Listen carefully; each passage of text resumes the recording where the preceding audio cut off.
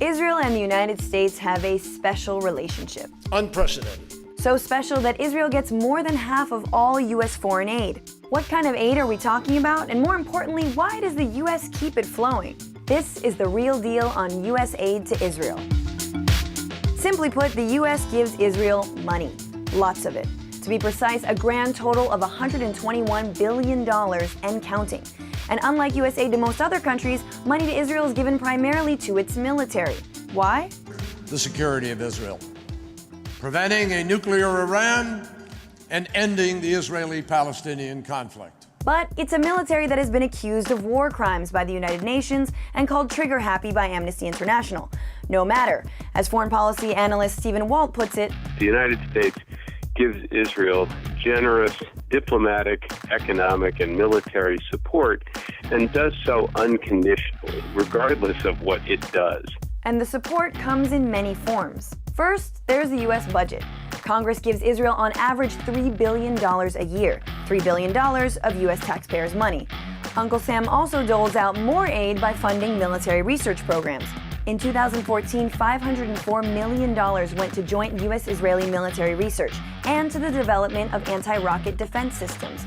One of those systems, Iron Dome, has cost the U.S. $720 million, a price tag that is going up as we speak. Then there are the additional multi-million-dollar weapons deals. We're talking hundreds of millions of dollars here.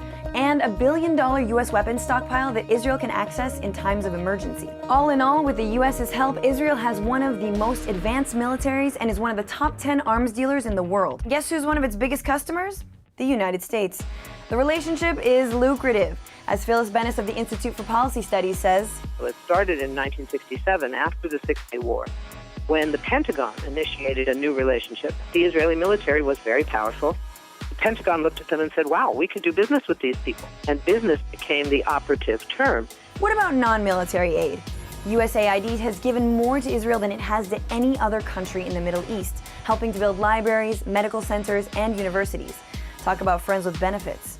The U.S. says that arming Israel helps protect it from Hamas fighters in Gaza, Hezbollah fighters in Lebanon, and of course, Iran. But Hamas has rockets, and Israel has F-16s. And while Iran has no confirmed nuclear warheads, Israel has an estimated 80. So after all the military aid, is Israel really as vulnerable as the U.S. says it is? And is all this money actually helping to end the Israeli-Palestinian conflict?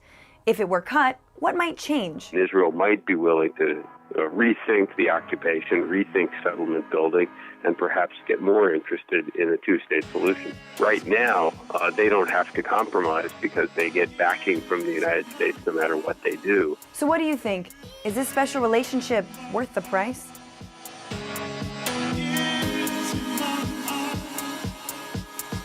Yes, mama.